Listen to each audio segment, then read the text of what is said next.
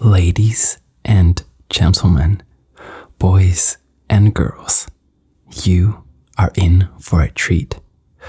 Oh, yes, you are.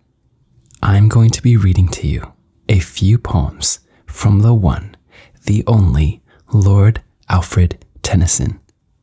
He actually lived from 1809 to 1892, has been dubbed a leading poet of the Victorian age, and remains one of the most frequently quoted writers.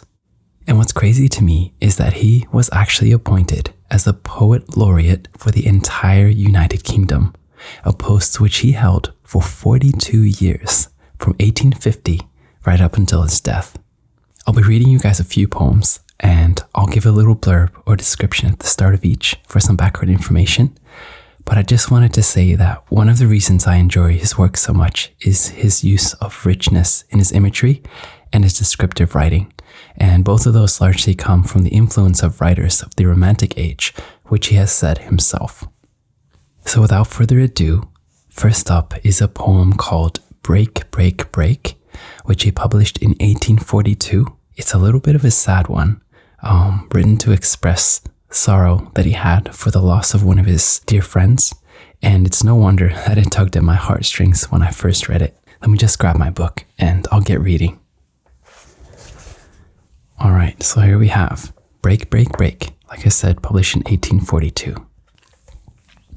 Break, break, break, on thy cold grey stones, O sea, and I would that my tongue could utter the thoughts that arise in me. Oh well for the fisher's boy, that he shouts with his sister at play. Oh well for the sailor lad, that he sings in his boat on the bay. And the stately ships go on to their haven under the hill, but oh, for the touch of a vanished hand, and the sound of a voice that is still. Break, break, break, at the foot of thy crags, O sea, but the tender grace of a day that is dead will never come back to me. You can see why that tugged at my heartstrings. Short but sad. So the next poem that I'm reading is called Tears, Idle Tears. He published it in 1847 and is actually one section of a larger poem he wrote called The Princess. And it is said to have been inspired by Lord Tennyson's visit to an abbey that was abandoned in 1536. So when he visited, it was already nearly 300 years abandoned, which is crazy to me. But yeah, he wrote that inspired by his visit. Here we go. Tears, idle tears. Tears, idle tears. I know not what they mean. Tears from the depth of some divine despair rise in the heart and gather to the eyes in looking on the happy autumn fields and thinking of the days that are no more. Fresh as the first beam glittering on a sail that brings our friends up from the underworld.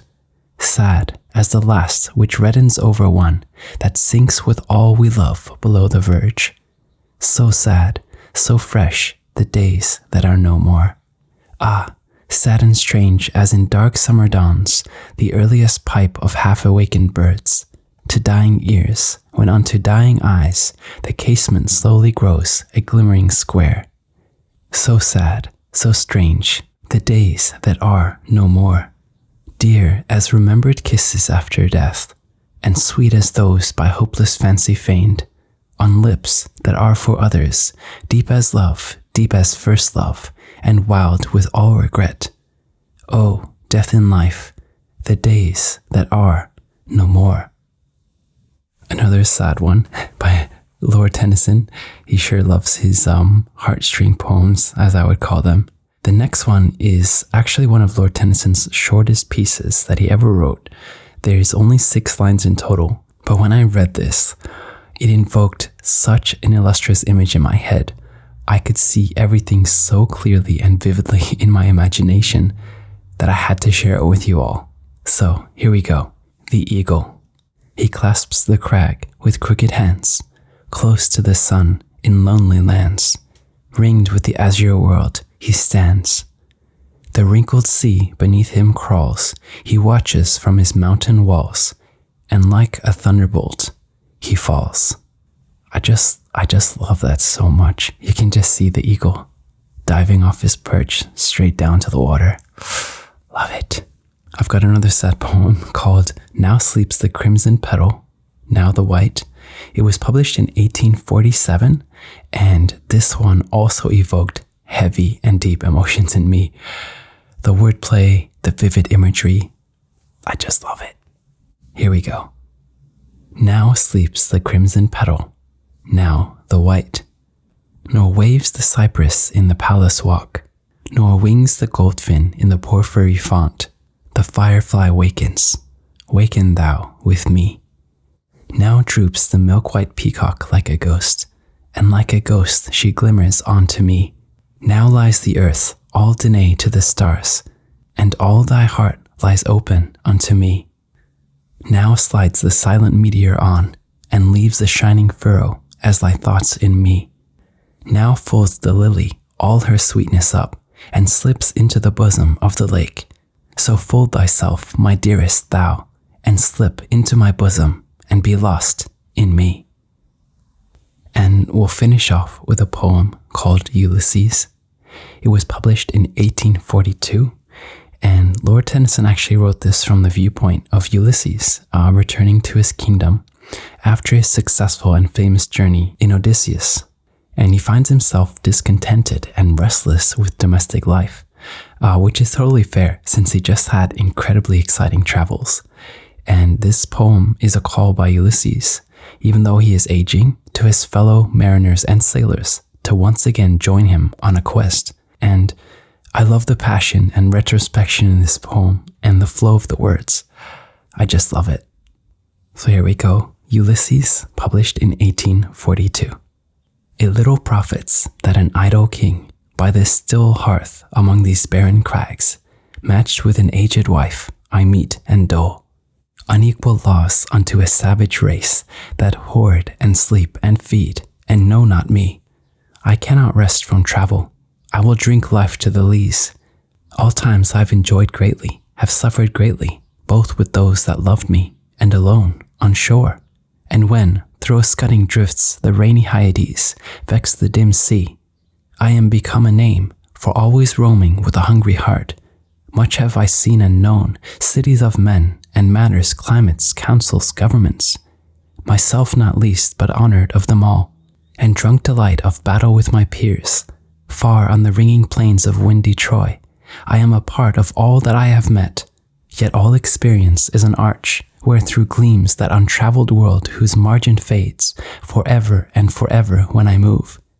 How dull it is to pause, to make an end, to rust unburnished, not to shine in use. As though to breathe were life, life piled on life were all too little, and of one to me little remains.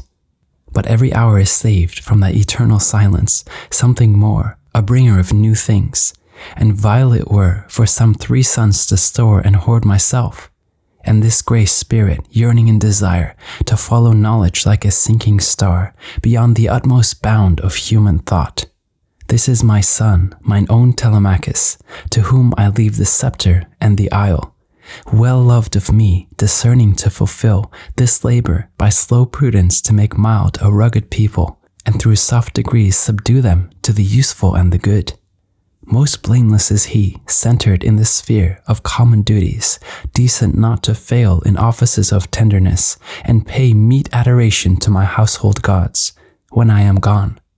He works his work, I mine.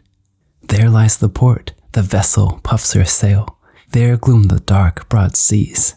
My mariners, souls that have toiled and wrought and thought with me, that ever with a frolic welcome took the thunder and the sunshine and opposed free hearts, free foreheads, you and I are old. Old age hath yet his honor and his toil. Death closes all, but something ere the end, some work of noble note may yet be done, not unbecoming men that strove with gods. The lights begin to twinkle from the rocks. The long day wanes, the slow moon climbs, the deep moans round with many voices. Come, my friends, 'Tis not too late to seek a newer world. Push off and sitting well in order, smite the sounding furrows, for my purpose holds to sail beyond the sunset and the baths of all the western stars until I die. It may be that the gulfs will wash us down. It may be we shall touch the happy isles and see the great Achilles whom we knew. Though much is taken, much abides, and though we are not now that strength which in old days moved earth and heaven, that which we are, one equal temper of heroic hearts, made weak by time and fate, but strong in will to strive, to seek, to find, and not to yield. If any of those words from any of those poems don't speak to you in some shape or form, then we might have to check your pulse for a heartbeat. But all joking aside, poetry is not for everyone. I totally get that. But these were just some of my favorites that I chose from the Lord Tennyson. Let me know if you want me to do more of these poetry readings in future. I'm thinking of doing them either by author, like I just did, or once in a while I might choose a theme and then compile a few poems related to that theme. So that's just something I'm thinking of. I just love poetry. I love the medium. I love the way it seems to flow off the tongue, just so melodic. And I so hope you'll join me in future for more like this. That's it for now. Thank you so much for listening. And I hope you're having an amazing, amazing day. You rock. Bye.